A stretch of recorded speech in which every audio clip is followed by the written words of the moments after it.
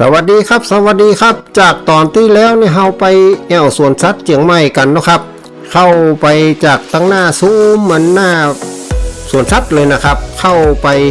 จนถึงลานจอดรถเลือกที่นั่งรถแล้วก็ไปแอวตามจุดต่างๆนะครับจนกระทั่งไปถึงอควาเรียมนะครับวันนี้เขาก็มาต่อกันตัดที่หน้าอควาเรียมเลยนะครับการเข้าไปในอควาเรียมนี่เราสามารถประทับตาที่หลังมือนะครับเพื่อจะให้เราสามารถเข้าชมได้วันค่ำนะครับได้ทั้งวันเลยอันนี้ก็ว่าไปคราวแล้วนะครับประทับตาขันบนหลังมือเหี่ยวๆไปเรียบร้อยแล้วนะครับอันนี้เขาก็สามารถเข้าไปดูทางไหนได้นะครับส่วนแรกเริ่มที่เข้าไปก็จะเป็นสำรวจลุ่มน้ำในป่าลึกอย่างนี้นะครับจัดทางเตียวทางเดินเหมือนกับเข้าป่าไปนะครับมีตู้กระจกที่ผนังด้วยนะครับก็เตียวเข้าไปนะครับก็อากาศเย็นสบายดีครับเตียวเข้าไปม่วนดีระทึกใจนะครับ เหมือนเตียวแอลป่านะครับเอาไปกอยที่อันตู้กระจกก็จะเห็นว่ามีอันป่าตัวน้อยๆที่เราอาจจะพบได้ตามสายน้ำตกซึ่งมันมีเฉพาะในเชียงใหม่ตะอันนะครับอย่างเช่นปลาบูน้ำตกเชียงใหม่เนี่ยนะครับผมก็กล้ามาเคยผ่านนี่นะครับปลาอันจักกิ้มเลียวนาดนี่นะปลาจิ้งจกเลียวนาดนี่นะครับก็หน้าตาเป็นอย่างนี้นะครับอยู่ตามถ้ำตามน้ำตกเนาะปลาชนิดนี้ก็หาดูในลำธารทั่วไปนะครับละอ่อนในยุคปัจจุบันอาจจะบ่เคยหันแล้วก็บ่เคยรู้ว่ามีปลามูนี่อยู่ตัวนะครับเนาะมีป่าเล็กป่าน้อยหลากหลายสายพันธุ์นะครับที่เปิ้ลนั้นเอามาใส่ตู้ไว้นะครับซึ่งก็อาศัยอยู่กับพืชน้ำสีเขียวๆเนี่ยครับสวยงามเป็นธรรมชาติในน้ำที่สวยงามนะครับเฮาก็บ่ค่อยได้หันนะครับธรรมชาติในน้ำเพราะว่าเฮาบ่ค่อยได้ลงน้ำบ่ได้ดำน้ำดูน้าในน้ำตะใดนะครับแต่เปิ้ลก็มาจัดให้ดูว่าในน้ำเนี่ยมันมีความงดงามอย่างอี้นะครับมีสัตว์น้ำอาศัยอยู่กับต้นไม้กับอย่างนี้ก็เป็นธรรมชาติที่สวยงามที่เราควรจะอนุรักษ์ไว้นะครับด้วยการดูแลรักษาไว้นะครับเพื่อคนรุ่นต่อไปได้ดูได้เห็นแล้วก็ทำให้โลกเรางดงามนะครับบริเวณผนังนี่ก็จะมีป้ายแสดงเส้นทางแล้วก็อันจุดแวะชมสัตว์น้ำต่างๆนะครับตั้งลุ่มก็แผ่นเป็นพังอุโมงค์นะครับทำไว้น่ารักดีครับป้ายเปิ่นเข้ามาจุดแรกนี่ก็โถงแรกก็จะมีตู้ปลาทำเป็นหลอดแก้วพ่องนะครับเป็นนั้นตู้พ่องนะครับท่ามกลางความมืดเลยนะครับทางข้างนี่ก็มีตู้ปลายาวใหญ่นะครับทำให้ดูตื่นตาตื่นใจในความสวยงามครับเข้าไปส่องดูนี่โอ้มีปลาโตใหญ่ๆนะครับฉากหลังก็ทำเป็นเหมือนปราสาทหินนะครับเป็นปราสาทหินโบราณมีหากไม้มีบรรยากาศเหมือนกับเมืองใต้บาดาลนี่นะครับซึ่งมันมีฝูงปลานักนะครับแบกว่ายอยู่แล้วก็เป็นปลาน้ำจืดนะครับเนาะปลาน้ำจืดอย่างอันนี้เป็นห้องปลาอย่างครับปลาตองอีกครับมีปลาตองปลาขาวอะไรนะครับก็ห้องว่าปลาตะเพียนพ่องนี้นะครับเขาก็บางคนก็เคยก็กินนะครับบอกเคยจะได้ดูว่าความสวยงามเนี่ยมันเป็นอย่างไรนะครับวันนี้เราก็ได้มาเห็นนะครับว่าความสวยงามของสิ่งมีชีวิตเวลาเปิ้นดำรงอยู่กับธรรมชาติเนี่ยมันสวยงามอย่างอี้นะครับแล้วก็จะทำให้จิตใจเฮานี่รู้คุณค่าของชีวิตแล้วก็ฮักธรรมชาตินักขึ้นนะครับบ่ได้เบียดเบียนเปิ้นจนเกินไปเนาะก็ให้เปิ้นมีชีวิตที่สวยงามมีความสุขอยู่ในน้ำนะครับ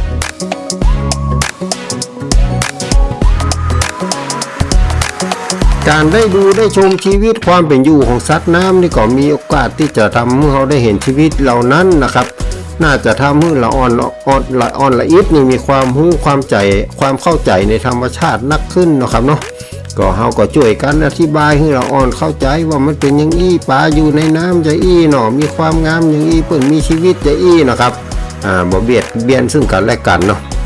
พอชีวิตที่เป็นอยู่โดยบ่เบียดเบียนกันนั้นดูแลเป็นสุขสวยงามนะครับเหมือนกับชีวิตของปลาที่แหวกว่ายอยู่ในน้ำขณะนี้นะครับเนาะไม่ได้เบียดเบียนกันก็มีความสุขสวยงามครับโถงต่อมาก็เป็นปลาน้ำจืดเหมือนกันนะครับสะดุดตาที่ตู้ปลาแบบทรงหลอดนะครับตรงกลางนี่นะเหมือนกับจะมีแสงเรืองแล้วก็มีปลาสวยๆให้ได้เห็นนะครับเหมือนมันเรืองแสงอยู่ในความมืดนะครับมันก็เลยดูตื่นตาตื่นใจนะครับปลาเปิ้ลก็งามมีตัวขาวๆพ่องลายๆพ่องนะครับบ่ค่อยได้เคยหันตะใดนะครับ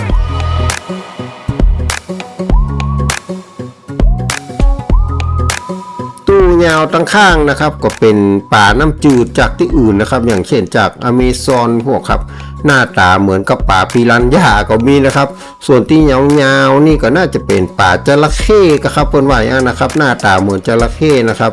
เวลามันว่ายน้ำอยู่ก็ดูงามอยู่เหมือนกันนะครับก็บ่ฮู้ว่ามันจะสวกก่อนนะครับป่านี่นะเป็นป่าจระเข้นะครับทหารเขี้ยวมันแล้วก็ค่อยคำเหมือนกันเนาะ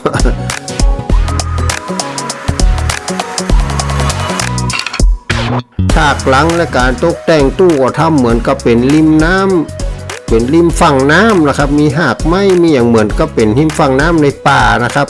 มีป่าแปลกๆที่เขาบอกเคยหันตัวนะครับเนาะอันนี้บ่แน่ใจว่าเป็นปิรันย่าก็ครับมีหน้าตาอย่างอีนะครับเนาะอันนี้บ่แน่ใจครับ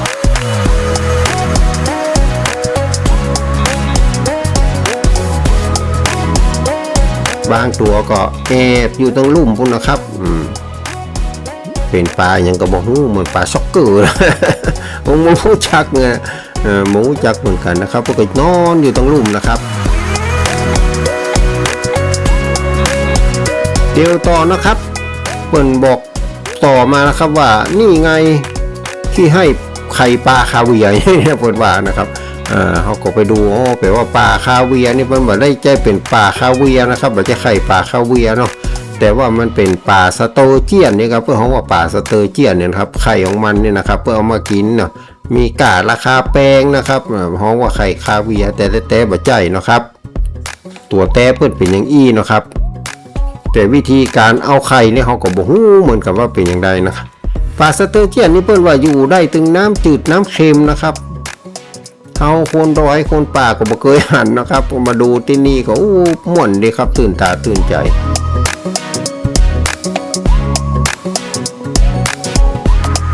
ดูแหมตู้ครับมันมีเหมือนซี่โครงสัตว์นะครับแล้วก็อันที่จมน้ำอย่างปลานะครับแล้วก็จะมีป่าอยู่อาศัยตามซี่โครงตามอย่างมันนี่นะครับมันก็แทรกซ้อนอยู่ตามธรรมชาตินะครับเป็นเหมือนว่าธรรมชาติเพิ่นอยู่อย่างอี้เนาะเดินต่อไปนะครับมาเดินต่อไปฝาผนังเพิ่นก็ทำให้เหมือนกับเป็นฟอสซิลนะครับเดี๋ยวมาสักหน่อยนะครับก็จะเห็นว่าตู้ข้างๆนะครับตู้ข้างก็จะมีงูเขียวนะครับงูสีเขียวเลยครับแล้วเพิ่นจัดไว้กลมกลืนกับฉากหลังนะครับคนที่กลัวงูไปซ่องพ่ออาจจะดุ้งนะครับอาจจะสะดุ้งนะครับแต่ว่าถ้าคนบอกกลัวนี่ก็ดูงามดีครับเป็นสีเขียวเข้ากับฉากหลังบรรยากาศข้างในก็จะให้มืดๆหน่อยนะครับเดียวต่อมาก็จะหันว่ามีผนังเป็นหูปลาสลามตัวบัลเล่นนะครับจอก็ครับเนาะแล้วก็มีมึกยักษ์สีแดงๆในตู้ตั้งหลังพุ่นนะครับตั้งตรงข้ามนี่ก็จะมีตู้จัดให้ดูมีไข่ปลาฉลามนะครับปลาฉลามอย่างฉลามกบนี่นะครับเพื่อนก็จะออกเป็นไข่นะครับแล้วก็คนพูดพวกก็จะห้องว่ากระเป๋านั่งเงือกเนี่ยนะครับโคนทางทะเลเนาะบ้านเฮาบ่ฮู้จักบ่ได้ห้องนะครับแต่คนเราพูดว่าห้องกระเป๋านั่งเงือกเนี่ยนะครับแล้วก็เป็นที่จริงแล้วเป็นไข่นะครับเป็นไข่ของปลาฉลามกบนี่ครับจากจุดนี้ไปก็เป็นส่วนของป่าทะเลแล้วก็ครับเนาะจากตะกี้นี่เป็นอันป่าน้ำจืดนะครับนี่ก็จะมีตู้น้อยๆมีป่าจำพวกป่าการ์ตูนนะครับซึ่งเป็นนั้นควันใจละอ่อนนะครับอยู่ในตู้นะครับก็น่าดูนะครับแล้วก็อันมีป่าทะเลที่ว่ายกันเป็นฝูงซึ่งมันว่ายแตกต่างจากป่าน้ำจืดนะครับตั้งลุ่มพวกจัดเป็นปะการังเป็นอย่างดูเหมือนเป็นพื้นทะเลนะครับแล้วก็มีเสียงตูมตามหน้าตื่นเต้นไปโกยแปลว่าเพื่อนเฮืออาหารป่านะครับเฮืออาหารป่าทะเลนี่เวลาอาหารโจ้ไปกันมันมากันเป็นหมู่เลยนะครับกินกันดูน่าตื่นเต้นเหมือนกันดีนะครับปลาตัวใหญ่ๆเลยเนาะครับสำหรับปลาทะเลนี่นะใหญ่เลยปลาน้ำจืดบ้านเฮาเนาะนี่ก็จะได้เห็นกันใกล้ๆชัดๆเลยนะครับในการให้อาหารปลา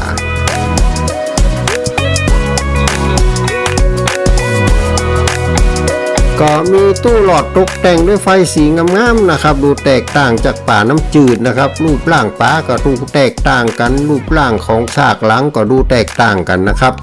ก็จะให้เห็นว่าระหว่างป่าทะเลกับป่าน้ำจืดมีความแตกต่างกันอย่างใดถึงแม้จะเป็นป่าเหมือนกันนะครับเนาะ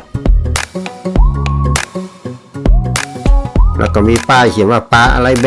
นนี่นะครับแล้วก็เลยไปส่องดูปลาอย่างแบนก็ไปปรากฏว่าเป็นปลากระเบนนะครับปลากระเบนเวลามันว่ายน้ำอยู่นี่นะครับปลากระเบนอย่างก็ว่ามันบินไปบนอากาศนี่นะครับเนาะมีปีกบินไปนะครับโอ้จัด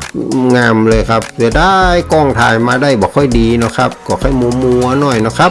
แต่ก็ป้อหันอยู่วันนั้นเปิ้นก็มา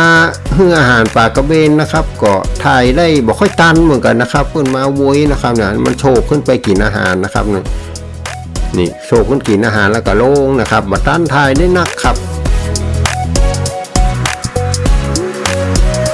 ก็ดูปลากระเบนเสร็จเรียบร้อยก็เตียวต่อนะครับจากจุดนี้เตียวผ่านตู้ปลาดาวนะครับจะมีปลาดาวแล้วก็เตียวลงไปทางลุ่มครับมีอันประตูกับตางเตียวลงไปทางลุ่มตางเตียวเพิ่นตกแต่งด้วยไฟสีฟ้านะครับแล้วก็จะเห็นว่าทางลุ่มนี่มีจุดแสดงกิจกรรมต่างๆด้วยเนาะ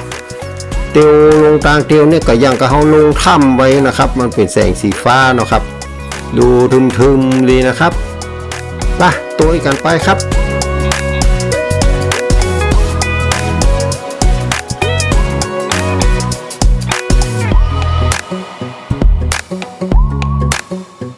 เดินตามตางเตียวลงมาจนถึงตังลุ่มนี่ก็จะหันว่าเปิ้นมีห้านจำหน่ายอาหารว่างเครื่องดื่มนะครับแล้วก็มีจุดสำหรับชมการแสดงเพื่ออาหารป่านะครับมีที่หนังยังทำเหมือนกระชากเหมือนจอหนังนี่นะครับมีการตกแต่งไว้เป็นหูปลาหูยังนะครับละอ่อนก็ชอบนะครับซื้ออาหารซื้อน้ำดื่มมานั่งพักผ่อนกินตรงนี้ก่อนก็ได้นะครับดูป่าทางบนอิฐเลยเนาะก็มาดูวันเปิ่นเพื่ออาหารป่าทางนี้ได้นะครับทางซ้ายนี่จะเป็นการเพื่ออาหารป่าน้ำจืดครับมีการแสดงวันละ2 รอบครับ10 โมงครึ่งแล้วก็บ่าย 2นะครับรอบคงจะต้องกะเวลาให้พอดีนะครับถ้าจะมาดูก็กะเวลาให้พอดีว่าจะมาดูตอนรอบ10 โมงครึ่งก็ว่าบ่าย 2นี่นะครับเดี๋ยวดูป่าตั้งอื่นก็มาดูที่นี่ก่อนแล้วก็ไปแวะดูตั้งอื่นต่อนะครับการเพื่ออาหารป่าน้ำจืดนี่ก็มีหลากหลายสายพันธุ์รอบๆนักดำน้ำที่เปิดมาเพื่ออาหารนะครับโอ้ดูตื่นเต้นดีนะครับคนดำน้ำก็มันดำไปนะครับแล้วก็เอาอาหารออกมาป่าก็แวดตะลุ่มนะครับมากินอาหารนะครับอาหารนี่ก็คงเป็นปลาเล็กปลาน้อยอย่างนี้นะครับเนาะคนเพื่ออาหารนักประดาน้ำนี่ก็มีถึงไม่ยิงผู้ชายนะครับเพื่อก็เก่งเนาะครับลงไปก็บ่ได้กลัวหยังนะครับป่าไม่ใช่จะบ่ครบนะครับนอกจากป่าหลากหลายสายพันธุ์แล้วนะครับเขาก็จะหันว่ามีตภาพน้ำแล้วเข้ามาร่วมวงด้วยนะครับกินอาหารเขาก็กินอาหารไปตัวดูป่าไปตัวนะครับ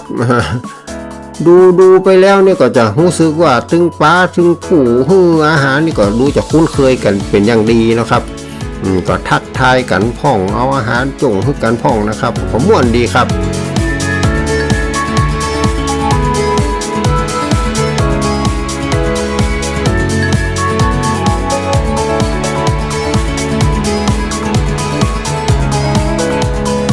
นอกจากบริเวณด้านหน้าฉากที่เราดูตะกี้แล้วครับถ้าว่าเรากำลังเดินอยู่ในบริเวณอุโมงค์นี่บางเตื้อเราก็สามารถเห็นการให้อาหารป่าได้อย่างใกล้ชิดเหมือนกันนะครับเพราะมันเป็นเวลาให้อาหารเนาะเปิ้นก็จะมีเจ้าหน้าที่บางคนเปิ้นก็มาให้แถวอุโมงค์นี่นะครับเราก็จะหันว่าโอ้เปิ้นก็มาให้อาหารแถวอุโมงค์นี่เหมือนกันกำปลาตัวน้อยๆนะครับแล้วก็เอายืนให้ปลาบางตัวก็มากินนะครับถ้าจะอิ่มก็จะได้มาให้แต่มีบางตัวเปิ้นก็กินอยู่นะครับเนาะอันนี้ก็แล้วแต่นะครับถ้าปลามันอิ่มมันก็บอกกินนะครับ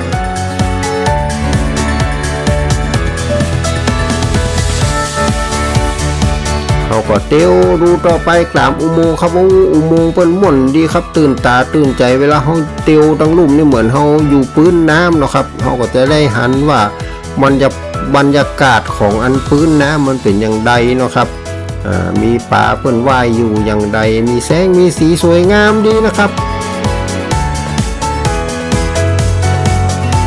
เขาก็จะหันว่าปลากำลังแหวกว่ายในน้ำสีสันมันก็สวยแปลกตาดีนะครับมีถึงปลาปกติปลานี่ถ้าจะเป็นปลาเผือกก็ครับเนาะสีขาวนะครับว่ายหม่นนะครับก่อยๆว่ายสบายใจไปนะครับ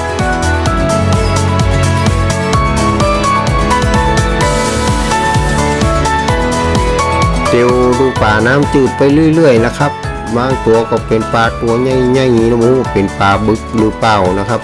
เขาก็บอกให้รู้จักตะใดได้หันปลาว่ายน้ำบนอย่างใกล้ชิดนี่ละอ่อนก็ถ้าจะตื่นเต้นนะครับเลยเรียนรู้ธรรมชาติอย่างใกล้ชิดนะครับแล้วก็ปลอดภัยเลยนะครับถ้าจะคือดีผู้ปกครองนี่ก็ร่วมอธิบายตัวปลานี่เป็นอย่างไรปลานั่นเป็นอย่างไรลักษณะรูปร่างมันเป็นอย่างไรนะครับก็ถ้าจะดีนะครับละอ่อนก็จะได้มีความรู้ผสมก็ความสนุกสนานตื่นเต้นไปเลยนะครับก็จะเป็นสิ่งประทับใจเขาไปจนถึงเขาใหญ่นะครับเนาะเขาก็จะได้เรียนรู้ในการที่จะช่วยกันดูแลอนุรักษ์สัตว์โลกไว้นะครับ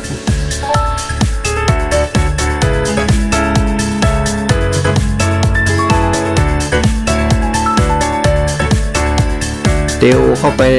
ในอุโมงค์นี่ต่อนะครับบางที่ก็มืดนะครับบางที่ก็มีแสงสว่างนะครับก็ต้องคอยดูดีๆนะครับพอดีผมเตียวแค่โวยหน่อยนะครับคอยดูดีๆก็จะหันมีปลาอย่างเยอะหลายอย่างจากอุโมงค์ป่าน้ำจืดนี่ครับสุดอุโมงค์ก็จะมีโถงตั้งกลางนะครับซึ่งก็เพื่อนจัดแสดงเป็นนิทรรศการนะครับมีกระดูกปลาชนิดต่างๆนะครับซึ่งเป็นโครงสร้างทางกายภาพนะครับแล้วก็ให้ความรู้กับคนที่มาดูนะครับว่ามันเป็นอย่างไรนะครับป่าชนิดนี้โครงสร้างทางร่างกายมันเป็นอย่างไรกระดูกมันเป็นอย่างไรนะครับอธิบายให้ละอ่อนฟังก็ได้นะครับจะไปจุละอ่อนนะครับละอ่อนมันจะกลัวเนาะบางคนจุละอ่อนอย่างนั้นอย่างอี้ละอ่อนกลัวไปเหี่ยนะครับแต่ถ้าอธิบายดีๆละอ่อนก็จะมีความเข้าใจในชีวิตนะครับของสัตว์โลกเอาเตียวมากอยตังเพนะครับก็จะหันว่ามีเป็นบ่อป่าทะเลนะครับมันเกิ่งหนึ่งเป็นปลาน้ำจืดเกิ่งหนึ่งเป็นป่าทะเลเนาะเป็นป่าทะเลอยู่ชิดกับอันตาเข้าอุโมงค์ป่าน้ำเค็มนะครับเราก็จะเห็นว่ามีปลาไหลนะครับมีปลาไหลจะเห็นปลาไหลได้อย่างใกล้ชิดเลยนะครับปลาไหลทะเลนะครับนี่ไม่ใช่ปลาเยี่ยนอย่างบ้านเราแล้วเป็นปลาไหลทะเลนะครับปกติก็จะอยู่ในที่ลึกๆแล้วปลาไหลนี่มันสวกนะครับถ้าไปเจอในทะเลก็ระวังหน่อยนอกจากนี้ก็มีป้ายให้ความรู้เกี่ยวกับสัตว์ทะเลหลายๆอย่างนะครับที่เราสามารถจะได้เรียนรู้จากการอ่านการอธิบายจากป้ายนะครับเราก็อ่านแล้วก็อธิบายให้เราอ่อนฟังได้นะครับ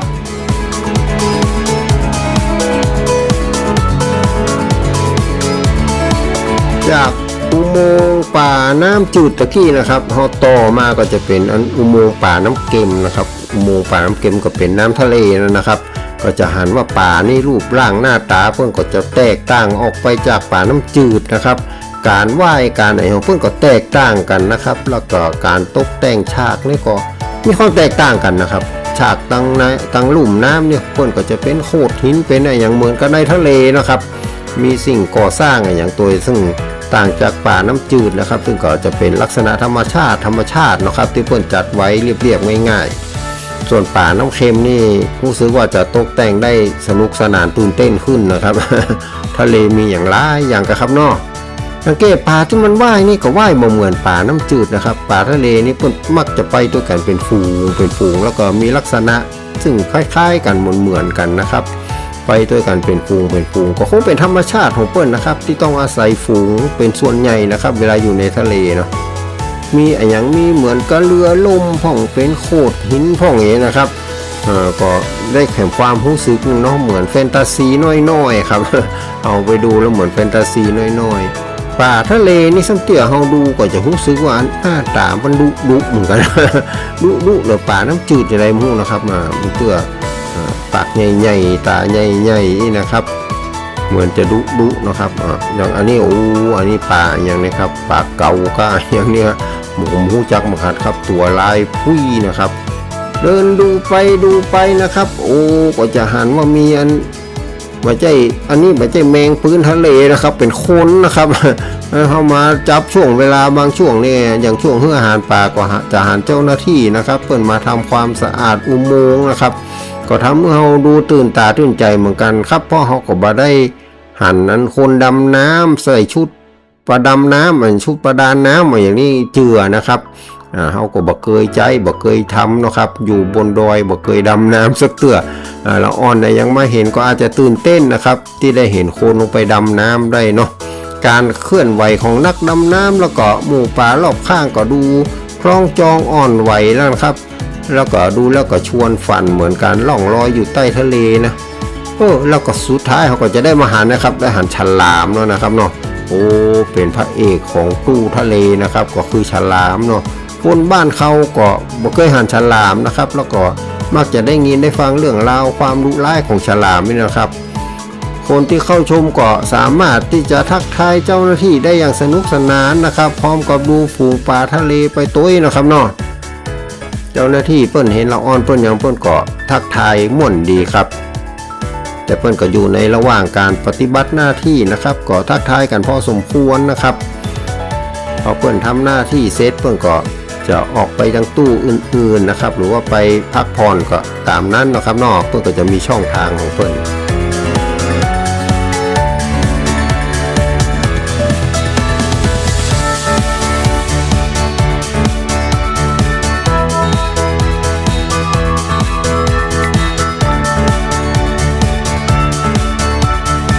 ปลาฉลามที่เห็นนี่เนาะเปิ้นฮ้องหวานเป็นปลาฉลามพันธุ์หูดำนะครับเป็นฉลามที่บดุร้ายนะครับรูปร่างก็เพรียวสวยงามมีจุดสีดำบริเวณครีบหลังนะครับอันนี้ก็เป็นฉลามที่บดุร้ายนะครับบ่เหมือนหมูฉลามตัวใหญ่ๆหรือฉลามขาวอย่างมูนั้นนะครับอันนี้ก็เปิ้นจะหากินอยู่แถวอันใต้ทะเลนะครับแถวอันก้นทะเลอย่างนี้เท่าเตียนฟังมานะครับเนาะฉลามหูดำนะครับรูปร่างเพรียวเนาะแล้วก็สามารถอยู่ได้ตรงในน้ำทะเลแล้วก็น้ำจืดตัวนะครับส่วนอันที่ว่ายตั้งลุ่มนี้ก็ห้องว่าฉลามกบอีกครับเนาะอยู่แถวอัน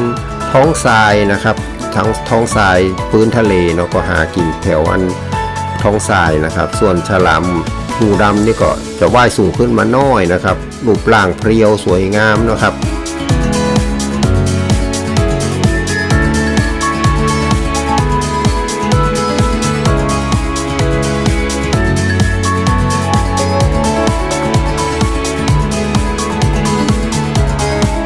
ฉลามหูดำเนี่ยอย่างว่าไปตะกี้นะครับอยู่ได้ถึงน้ำเค็มน้ำกร่อยนะครับหรือบางเตื้อน้ำจืดก็สามารถปรับตัวอยู่ได้นกเก่งแท้ๆนะครับแต่อย่างไรก็จังนะครับคนไก่ทะเลอย่างเฮานี่ก็หามาเคยหันนะครับว่าฉลามมันเป็นอย่างอี้นะครับหน้าตาเป็นอย่างอี้ว่ายน้ำง่ำอย่างอี้เลยนะครับเนาะว่ายน้ำก็วุ้ยนะครับอันนี้คือเปิ้นว่ายปกตินะครับแต่ถ้าเปิ้นนั้นตกใจเลยอย่างนี้ก็จะว่ายวุ้ยเหล่านี้ก่อนนะครับก็ดูกันอย่างใกล้ชิดเลยนะครับฉลามก็สร้างความตื่นเต้นในความไข้หูนี่นะครับบ่น้อยเลยนะครับยิ่งเห็นฉลามว่ายกันเป็นฝูงแล้วก็มันดูเพลิดเพลินนะครับแล้วก็เข้าใจธรรมชาติของหมู่ฉลามของป่าอย่างนี้นักขึ้นนะครับเตื้อหันว่าฉลามก็กลัวกันหมดนะครับเฮานี่ก็ยังมีความกลัวฉลามนะครับตามคำเล่าลือนะครับแต่ละฉลามบางชนิดเปิ้นก็บ่ได้ดุร้ายบ่ได้สวกบ่ได้คบไผนะครับเปิ้นก็อยู่ในน้ำของเปิ้นนะครับแต่ถ้าเฮาไปอยู่ในทะเลแต่ก็ถ้าจะสะดุ้งกลัวเหมือนกันนะครับเพราะว่าตัวมันใหญ่นะครับเนาะเฮาก็บ่ล่ามปลาตัวใหญ่ๆนะครับปลาในทะเลมันตัวใหญ่บ่เหมือนปลาน้ำจืดตัวมันใหญ่นะครับมีกับปลาซิวปลาสร้อยนะครับเนาะ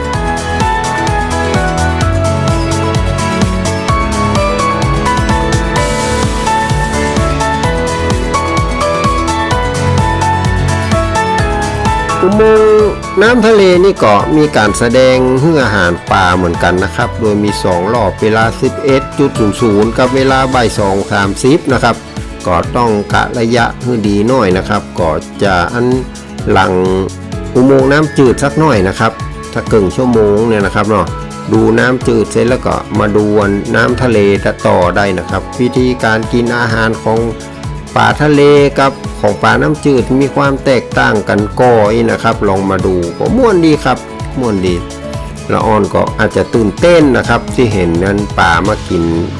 อาหารนะครับการให้อาหารปลาทะเลนี่ก็ดูตื่นเต้นแบบแพ้น้ำจืดนะครับนอกจากอันปลาแล้วก็มีเต่าทะเลตัวใหญ่ๆหลวงๆนะครับมาร่วมวงด้วยนะครับนี่ก็มากินอาหารจากอันมือคนที่เพื่อเอาอาหารมาฮื้อเลยนะครับอย่างกับป้อนอาหารกันเลยเนาะแต่เต่าทะเลนี่เพิ่นก็ว่าจะไปนับไปเล่นนะครับเพราะว่าอันปากมันนี่คมนะครับแล้วก็มีแห้งนักนะครับ พอครบนิ้วหอกกั้มเลยนี่ก็ปุ๊บเลย จะไปลาสายนะครับแต่ก็ถ้าจะมาล่ามปะกันก็ครับเนาะฉากการแสดงของอุโมงค์ทะเลนี่ก็อยู่ทางขวาของห้องโถงกลางนะครับซึ่งเป็นทางเข้าสู่อุโมงค์ทะเลนะครับเราก็สามารถจะมานั่งดูที่นี่ได้นะครับมันอยู่ตรงข้ามกับฉากของน้ำจืดนะครับอยู่ตรงข้ามกันปลาเปิ้นก็หลากหลายตัวหลวงๆใหญ่ๆครับว่ายไปว่ายมากินอาหารเนาะครับดูแล้วก็เพลินดีนะครับ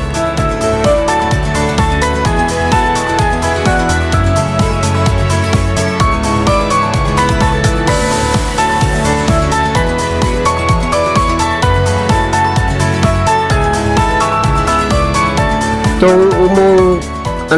ป่าทะเลนี่ก็จะเห็นว่ามีอันเนี้ยครับจะมีฟันฉลามอันใหญ่ตั้งอยู่นะครับเขาก็มาถ่ายรูปก็ฟันฉลามก็ได้นะครับละอ่อนนี่ก็ชอบมายืนถ่ายรูปการเขี่ยวฉลามฟันฉลามเนี่ยครับก็ตื่นเต้นดีครับหากว่าเขาดูจนครบจนจบแล้วก็มาออกทางนี้ได้นะครับเพื่อจะมีทางออกเตี้ยวขึ้นไปนะครับ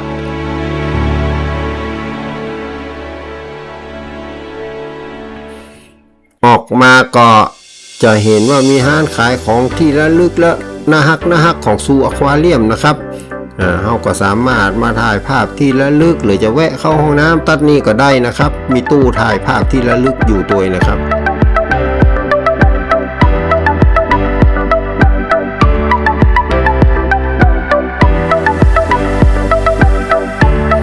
ออกจากซูอควาเรียมมาเราก็สามารถนั่งรถไปดูจุดอื่นๆได้ต่อนะครับ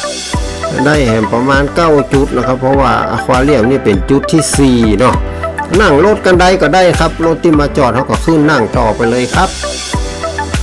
คนขับรถก็จะบรรยายให้นะครับว่าจากจุดนี้เป็นอะไรยังไงนะเขาก็นั่งไปเรื่อยๆเลยครับผ่านมีไดโนเสาร์ด้วยนะครับตัวสีฟ้าสีเขียวไว้ด้วยนะส่วนสัตว์เชียงใหม่นี่ก็กว้างนะครับเป็นธรรมชาติมีต้นไม้มียังขึ้นตามธรรมชาติเป็นทุ่งอยู่แล้วนะครับส่วนถนนอาจจะคดเคี้ยวแล้วก็ชันเป็นซัมตี้นะครับก็ตื่นเต้นดีนะครับดูว่าเหมือนกับว่าไปแอวในสวนสนุกเลยนะครับโรถนนตึงจริงตึงกดตึงงอนะครับคนขับรถต้องก็ชำนาญนะครับเลี้ยวได้เป็นอย่างดีนะครับบ่มีอันตรายเนาะก็นั่งกันเพลิดเพลินไปดูจุดต่างๆนะครับถึงจุดที่ต้องการลงก็ลงเลยนะครับมีจ้างมีอย่างให้ดูตัวนะครับลงเสร็จรถมาก็ขึ้นต่อนะครับจนสุดท้ายเพื่อนจะวนมาจอดใกล้ๆกับจุดเริ่มต้นนะครับอันนี้ก็จะเป็นจุดสิ้นสุดเนาะผ่านมาหันมีนกฟลามิงโก้แล้วก็มีสัตว์อื่นๆอยู่ตามทางตอนปลายๆนี่ครับก็เลยว่าจะลงรถย้อนไปดูสักน้อยนะครับเขาก็มาดูนกฟลามิงโก้นะครับเป็นนกที่บ้านเฮาบ่มีนะครับเป็นจากที่อื่นนะครับจากต่างประเทศเพื่อนก็เอามาเลี้ยงไว้ก็จะหันว่าสีชมพูมีน้อยนะครับเพราะว่าตามที่เคยได้ยินมาในบนว่าสีชมพูมันเกิดจากแพลงก์ต้นจากอย่างนี้นะครับเตียนนกเปิ้นกินเข้าไปนะครับอันนี้ก็เลยมีพ่องแต่มีบันนัก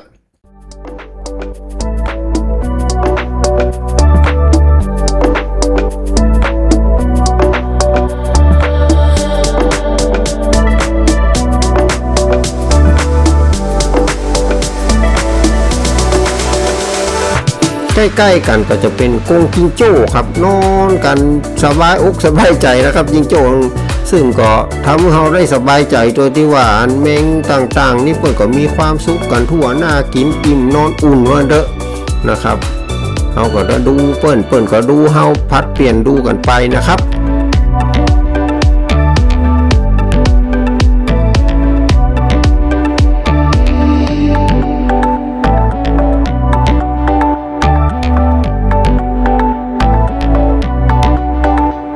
ได้ดูสัตว์ต่างๆก็ให้เข้าใจชีวิตนักขึ้นนะครับฮักชีวิตนักขึ้นใช้ชีวิตให้ถูกต้องเหมาะสมขึ้นนะครับส่วนสัตว์ก็ยังมีอย่างแหมนักนะครับถ้าใครมีโอกาสขอเชิญท่านมาชมนะครับมาเยี่ยมมาชมสวนสัตว์ได้ตึงความรู้ได้พักผ่อนหย่อนใจได้ออกกำลังด้วยนะครับก็ทำให้ชีวิตเรามีคุณค่าแข็งแรงขึ้นนะครับมีกำลังที่จะต่อสู้ชีวิตต่อไปนะครับขอทุกท่านสุขสวัสดีนะครับจากลุงตีโบครับสวัสดีครับ